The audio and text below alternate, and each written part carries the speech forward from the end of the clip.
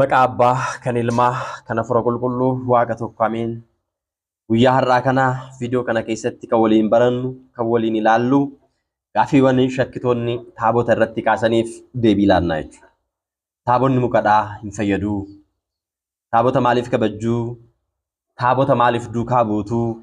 Jechuudhaan shakkitoonni taabota irratti yeroo ammaa kana keessumattuu karaa sooshaal miidiyaatiin taabota xiqqeessuudhaaf akka waan taabonni hin fayyadneetti, akka waan Waaqayyo irraa hin kennamneetti, akka waan seenaan isaa macaafa qulqulluu keessa hin jirreetti kan haasa'an, kan kaasan, kan mormanii fi kan balaaleffatan waan jiraniif shakkitoota kanaaf deebii kan ta'u, kiristaanotaaf immoo hubannoo kan ta'u macaafni qulqulluun waa'ee taabotaa maal jedha? Dhugumatti taabonni mukaa humna hin qabu, Waaqayyoon hin kennine, kakuu moofaa keessatti qofaa kan taabonni fayyadu, kakuu haaraa keessa hin jiru kan jedhu seenaa isaa waliin ilaalla. Nagaa isin dagan hundi keessanuu bakkaaf lafa jirtanitti nageenya Waaqayyo isiniif haa baay'atu. Viidiyoo kana laayik, sheer gochuudhaan namoota hunduma biraan ga'a. Haaraa kan taatan immoo sabskiraayib gochuudhaan yeroo hunduma barnoota isinii darbu hordofaan affeeraa kooti. Gara barnoota keenyaatti osoo hin darbiin ergaa guddaa tokkoon isinii dabarsa. Kitaabni abbaa keenya Mamaar Girmaa Wandimuu በማለዳ ማያስ inni jedhamu afaan Amaariffaatiin kan ture gara afaan Oromootti jijjiirameera. Tooftaawwan afurri hamoon ittiin ilma namaa ittiin miidhan barattanii akka ittiin of eeguu dandeessan, tooftaa ittiin afurota hamootaa ittiin injifannee humna afura hamaarraa ittiin bilisa ba'uu dandeenyu, akka nuti jireenya bara baraa argachuu dandeenyutti kan nu gargaaru kitaabni kun faaraan isinii qophaa'ee jira. Bitadhaa itti fayyadamaa. Maatii keessaniif, firoota keessaniif, mana kiristaanaadhaaf lakkoofsa bilbilaa Duwwaa 9-72-76-87-51 iimoodhaan, waasaappiin, telegiraamiidhaan, kallattiidhaanis warri biyya jirtan bilbiltanii haala ittiin fudhattan haala mijeeffattanii isin biraan ga'uu ni dandeenyaan isin jechuu barbaada.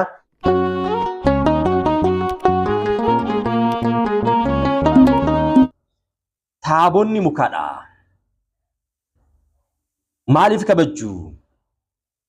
Taabonni humna qabaayee. Macaafa qulqulluu keessa seenaan isaanii jiraayee.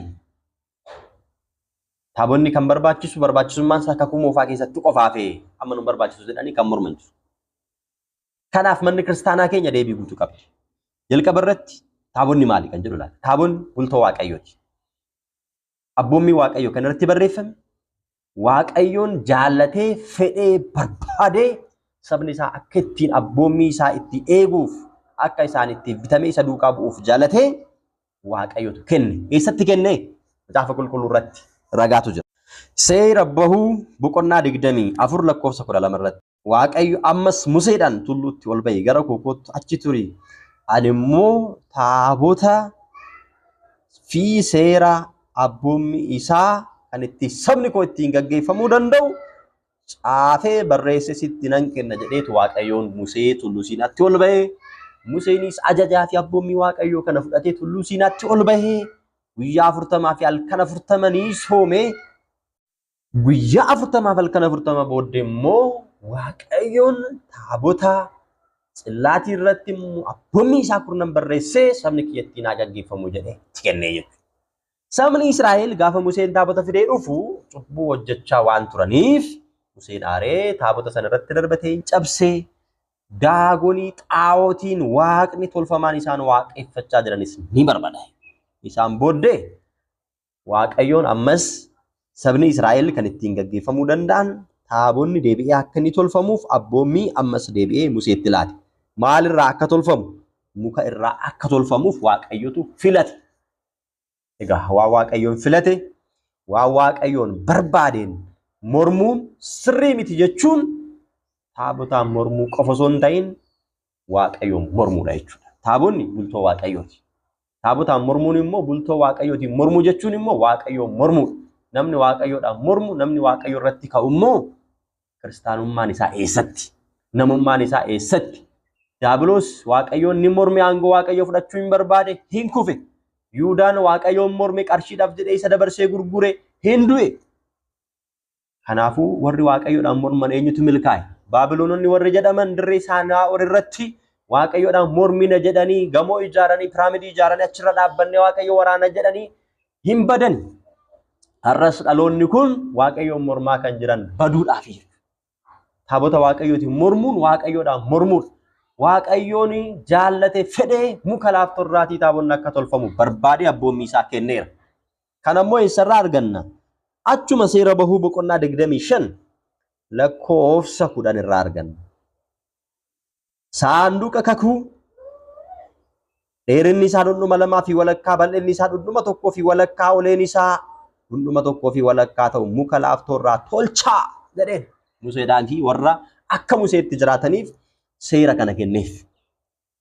Gadhuuftanii seera bahuu boqonnaa 25 lakkoofsa 17 irratti immoo yoo dubbistan teessoo araaraa dheerinni isaa 2 fi walakkaa, bal'inni isaa 1 fi walakkaa warqee tumamaa irraa tolchi jedheen Museedhaan. Taabonni muka laaftorraa akka tolfamu, warqee irraati, warqee qulqulluu irraa akka tolfamu, akka warqee qulqulluudhaan dibamee bareedu eenyutu ajaje? Waaqayyotu ajaje. Waaqayyotu filate. Isaan boodoo as gadhuuftanii achuma irratti lakkoofsa 18 irratti kiruubeel 2 warqee tumamaa irraa tolchiitii gara lamaan fiixee isaa teessoo araaraatti kaa'i. Kiruubeel isa tokko fiixee tokko irratti, kiruubeel isa kaan immoo fiixee gara kaan irratti tolchedheen. Kiruubeel jechuun Suraafeel jechuun teessoo waaqayyo warra baatan ergamoota warra jajjaboo ta'an. Isaayyaas waa'ee isaanii gaafa dubbatu kiruubeelii fi Suraafeel warra jedhaman koochoo 6 warri qaban, koochoo 2 ashabshabanii waaqayyoon kan ittiin galateeffatan, koochoo 2 immoo waaqayyoon ilaaluun hin danda'amu fuula isaanii kan ittiin golgatan, koochoo 2 immoo kan ittiin balali'anii ittiin waaqayyoon qulqulluudha jedhanii handaara addunyaatti fi guutummaa samii fi lafaatti ittiin labsan waaqayyoon kan isaaniif kenne teessoo waaqayyo bultoo waaqayyo baachuu warra danda'an aboon kan isaaniif kenname. Kanaafuu kiruubeel 2 warqee tumamaa irraa tolchiti gara fiixee 2 irratti maal godhi? Kaa erga jedheeni kiruubeel koochoowwan isaanii teessoo araaraa gubbaatti yookiin immoo taabota gubbaatti bal'isanii golboobanii fuulli isaanii immoo jedheen walitti garagaree gara teessoo araaraa yookiin immoo saanduqa kakuu sana haa ilaalu, gara taabotaa sana haa ilaalu. Teessoo araaraa kana saanduqa kakuu jechuun taabota isa jennudha jechuudha. Tsillaatiin jedhamu immoo araara kan ittiin irratti barreeffame, abboommii waaqayyoo kan irratti barreeffamedha jechuudha. Saanduqa kakuu sana immoo dhugaa baatuu keessa kaa'ee jedheen. Dhugaa baatuu jechuun abboommii isaa kurnanidha jechuudha. Ani achitti isin arga gaafati kana godhe. Taabota jechuun bakka waaqayyoon itti argamudha. Hubadhaa. Bakka waaqayyoon itti argamudha. Teessoo araaraa irraan kiruubeel 2 saanduqa dhugaa baatuu jiran gidduudhaan abboommii ani saba Israa'eliidhaaf kennu hundumaa ani sitti nan hima jedhee seera bahuu boqonnaa 25 lakkoofsa 22 irratti taabota jechuun bakka waaqayyoon itti argamu, bakka waaqayyoon iccitii dhokataa saba Israa'elitti itti himu ta'uusaa macaafa qulqulluutu lafa kaa'a. Taabonni kun egaa maali? Isa muka irraa tolfame. Muka kam? Laaftoo irraa isa tolfame. Isa warqeedhaan qulqulluudhaan, isa warqee qulqulluu sanaan dibamee tolfame. Kirubeeliin isa golgame sana jechuudha. Kanadha har'a manni kiristaanaa keenya Ortodoksii Tawaahidoo kan ishiin itti fayyadamtu. Wanta biraa addi biraan jiru. Kanaaf eessattidha seerri waaqayyoo kan cabe? Eessattidha macaafa qulqulluu keessaa kan baane? Kanaaf taabotaan mormuu jechuun waaqayyoon mormuu akka ta'e beekuudha jechuudha.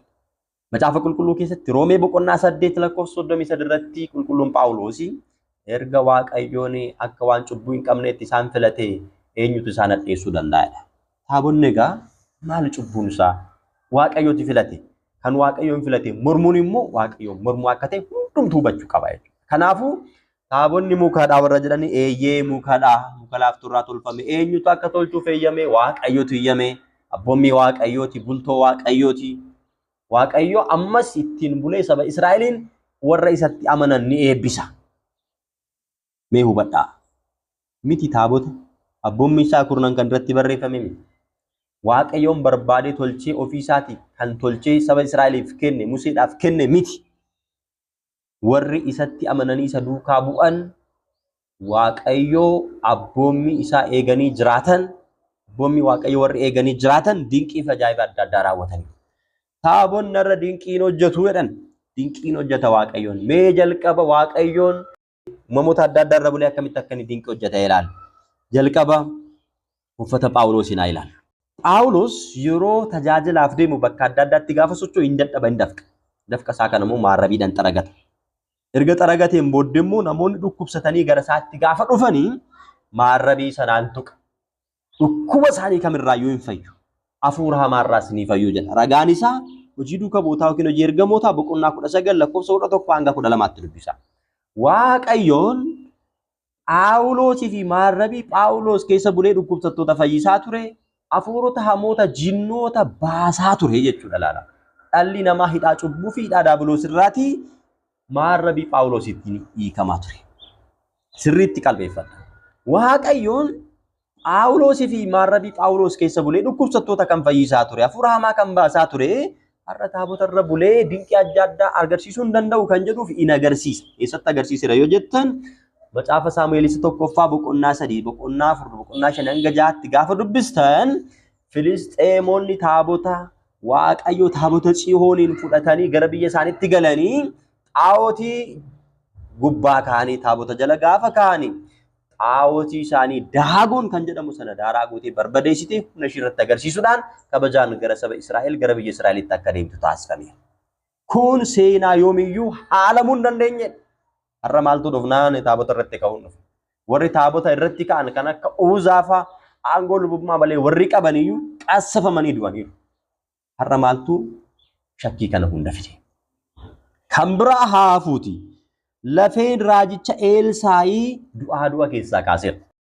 Macaafa moototaa isa lammaffaa boqonnaa 13:21 irratti dhaxxanii gaafa dubbistan namtichi tokko du'ee bakka Eelsaan itti awwaalame awwaala isaatti fidanii ni darbatanii.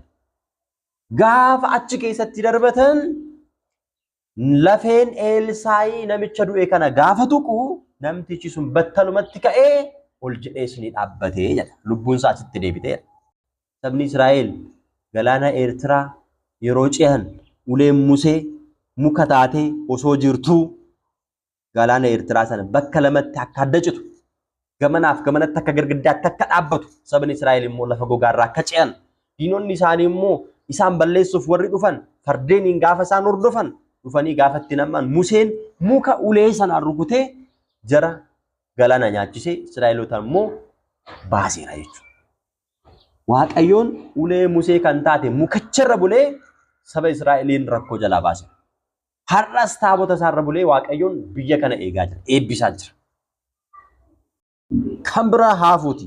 Uffanni gooftaa keenya Yesuus Kiristoos dubartii waggaa 12 guutuu dhukkubsachaa turte fayyiseera. Isheenis uffata isaa yoon tuqe nan fayya jettee amante uffata isaa tuqxee fayyiteetti.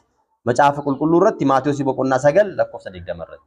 Uffanni gooftaa keenya Yesuus Kiristoos kan dubartii waggaa 12 guutuu dhukkubsachaa turte fayyise. Kan dubartii waggaa 12 guutuu dhukkubsachaa turte fayyise. Har'a taabonni isaa abboommiin isaa warra rakkatan gargaaruun hin danda'u hin danda'a.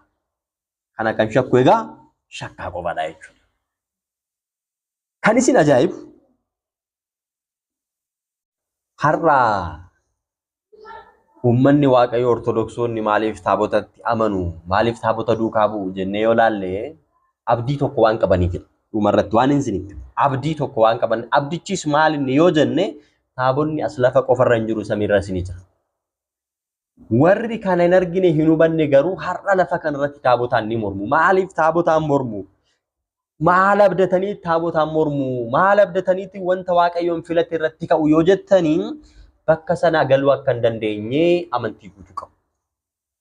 Sababii isaa macaafa qulqulluu irratti mul'ata Yohaannis irratti manni qulqullummaa Waaqayyoo inni samii keessaa ni baname saanduqa kakuu Waaqayyoo achi keessatti nan arge ulfinni Waaqayyoos ni mul'ate jedhee mul'ata Yohaannis boqonnaa 11 lakkoofsa 19 irratti Yohaannis dubbate.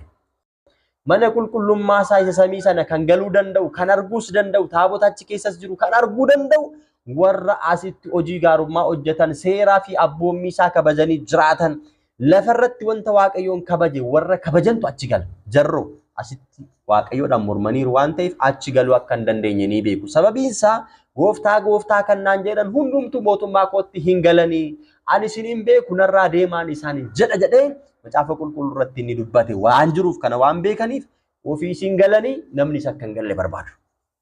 Ofii isin arganii namni isa akka argu barbaadu. Kanadha jechuudha yaadni shakkitootaa. Kanadha jechuudha mormiin isaanii. Taabota irratti kan kaaniif kan balaaleffataniif ofii isaanii balaaleffatanii ofii isaanii irratti ka'anii namoonnis akka waan sana argan waan hin barbaanneef ani baddee araddaan hin margin jette harreen akka jedhan sana ofii isaanii takka waaqayyo irratti ka'anii takka waaqayyoon gananii wanta waaqayyo kan ta'es balaaleffatanii hatis isaan wajjin yoo balaaleffatte gargaaruu isaanii taata garuu yoo ati tamante immoo isa siif abdachiifame sana mootummaa isaatti gal mootummaa isaa keessa mana qulqullummaa isaa keessa immoo taabota isaanii har'asitti lafarratti itti galateeffannutu achi keessa jira Suraafelii fi Kiruubeel warra jedhaman teessoo isaa kan baatan luboota 24 warra jedhaman isaan achitti hixaanaan aarsaa galata dhiyeessa kanaafuu galata sanaatis isaan wajjin akka galateeffanne akka achiin galleef dura kee goranii golgaasti ta'uu barbaadu kiristaanni dammaqi taabota waaqayyotu filate taabota waaqayyotu barbaade taabota waaqayyotu filate taabota waaqayyotu kenne